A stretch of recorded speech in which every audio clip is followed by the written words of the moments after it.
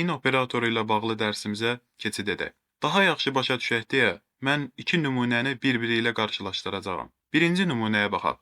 Employee ID-si 101, 103, 107 olanları tapmaq üçün nə edə bilərik? Birinci yol bundan ibarətdir ki, veya employee ID, bunu kopyalayım, bərabərdir 101, or employee ID bərabərdir 103, or employee ID bərabərdir 107 yazmağımız lazımdır. Amma bu həm uzun yoldur, həm də göründüyü kimi sütun adını dəfələrlə istifadə edirik. Bunun qısa və asan yolu indən istifadə etməkdir. Select ulduz from employees veya employee ID in 101, 103 və 107.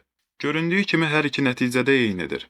Bir də var dostlar, in operatorunun inkarı, yəni notla birlikdə işlənməsi. Not yazsam, 101, 103, 107 olmayan sətirlər gələcək.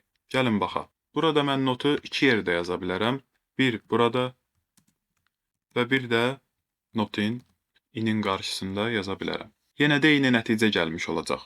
Elə notdan söhbət düşmüşkən, mən əslində Bitwin dərsində deməyi unutmuşam və bir daha video çəkmək istəmədim. Buna görə də elə bu dərsdə demək istəyirəm ki, Bitwin də not ilə birlikdə işlənə bilər. Gəlin nümunəyə baxaq. Ekranımı təmizləyirəm. Lora dildə desək, mən bu sorğuda deyirəm ki, Employees cədvəlində haradakı Employee ID-si 101, 103, 107 olanlar varsa, onlar və yaxud da 1 yanvar 1990 ilə 1 iyul 2000-ci il tarixləri arasında olmayan hire date'lər gəlsin.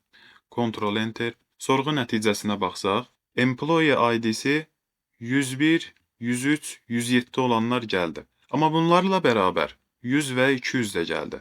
100 olan Employee ID-nin hire date'inə baxsaq, 17 iyun 1987-ci il, yəni bu aralıqda deyil.